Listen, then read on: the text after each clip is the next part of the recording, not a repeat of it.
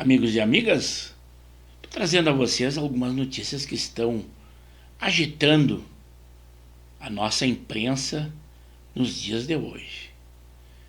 Aquele programa o Sem Censura da TV Brasil começou sendo um fracasso de Ibope. Foi lá na segunda, no dia 26 de fevereiro, Cissa Guimarães, aquela ex-Globo, contratada a 70 mil mensais, quase 1 milhão por ano. E o seu maquiador, também por 16 mil mensais, não salvou o seu programa. Mas os convidados parece que são um puxadinho do PT, ou um puxadinho da Globo, um puxadinho da esquerda. Quanto àqueles fatos que estão acontecendo lá na ilha de Marajó, aquele repórter investigativo, o Roberto Cabrini, ele tentou ser impedido por policiais para que fizesse reportagens. Já o ministro Silva Almeida mandou a AGU investigar aqueles que comentem sobre os fatos. As acusações da ilha de Marajó diz que são oportunistas. Quer dizer, os acusadores estão sendo acusados. Não é possível. Os fatos acontecem sabidamente e estão comprovados, mas é o ministro dos Direitos Humanos. Também daquele evento lá do domingo do ex-presidente Jair Bolsonaro, que, segundo as forças de segurança, foram 750 mil pessoas aproximadamente.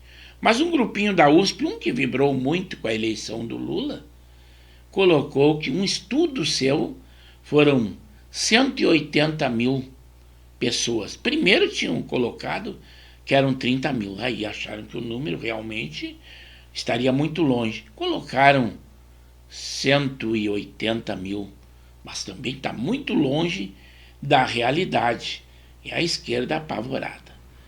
Já o pastor, o Silas Malafaia, falou, criticou as várias entidades governamentais e judiciais. Mas com isso alguns governadores, o de Santa Catarina, o Caiado, também o Zeima, foram saindo de fininho. E com isso ele falou, vendo aquela debandada ali do palanque, que era de um carro de som, disse, falando, claro, que se dirigindo a eles: traidores, covardes, X9. Aquele senador, o Cajuru, que pouco interessa um senador que manda que os eleitores deles vão a M, por isso que eu digo, um mandato de 8 anos, ele encerrou a sua carreira como senador, mas agora ele despreza e menospreza os seus eleitores. Daí ele disse que seria um emissário do diabo, esse evangélico Malafaia, falando lá na tribuna.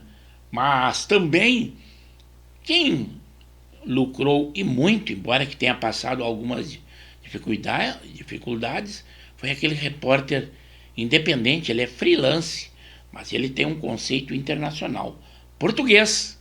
É o Sérgio Tavares. Primeiro, quando ele chegou, já foi detido no aeroporto. Ficou aproximadamente 4 horas. Teve que ter a intervenção do consulado, de advogados, inclusive o apoio do ex-presidente Jair Bolsonaro, que ele informou que estava lá. Foi liberado. A Polícia Federal disse que foi porque ele talvez não tivesse mostrado o comprovante de trabalho. Mas vocês sabem que a nossa legislação diz que até 90 dias isto não é apresentado. Ele é um turista, mas ele confessou que houveram questionamentos sobre o que ele achava da vacina, o que ele achava do governo brasileiro. São coisas infundadas para fazer pergunta, mas é a Polícia Federal. E a solicitação de que ele fosse retido, segundo dizem, era do ministro Alexandre de Moraes. Mas ele teve o ápice da sua carreira. Foi convidado e discursou, inclusive, ali no caminhão de som. Quando eles pensaram que iam denegrir a sua imagem, melhoraram e muito. E ele diz que vai divulgar ao mundo todo o que ele viu aqui no Brasil, inclusive com as manifestações. Também um jornal, uma TV israelense disse: o Brasil continua conosco diante dessas manifestações que eles assistiram, independente daquela impressão que ele tem do que o presidente Lula falou, e dizendo que, negando que ele tenha falado a palavra holocausto, mas só que o ato dos ataques de Israel ao Hamas ou à faixa de Gaza são comparativos com o que houve lá naquela fatídica e péssima história que o povo judeu tem. Também foi ouvido o ex-presidente Jair Bolsonaro na Polícia Federal sobre aquela importunação com o jet ski da baleia. Claro que não tiveram ou não fizeram interrogatório da baleia. Mas o presidente Bolsonaro, segundo dizem, não sei se em tom de brincadeira, que ele não sabia que a baleia estava incomodada e nem que tinha um limite para que ela se aproximasse com elas. Isto é o que disse o ex-presidente Jair Bolsonaro. Também uma greve na Argentina faz com que a Latam, a Gol e outras companhias aéreas cancelarem voos para aquele país. O Milei está combatendo realmente a inflação naquele país, está surtindo efeito. E aquela linguagem alternativa que aqui no Brasil o tal de todos querem incutir, Milei já decretou. Órgãos públicos e escolas está proibido dessa linguagem. Tem que ser a linguagem pura do seu país, que é a linguagem que a Argentina adota.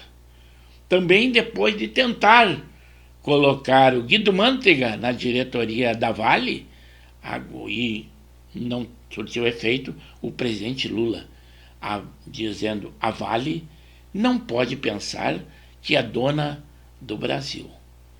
Estas são algumas das informações que nós temos no dia de hoje para dar a vocês. Sempre que novas, agitando o nosso noticiário, estaremos aqui novamente.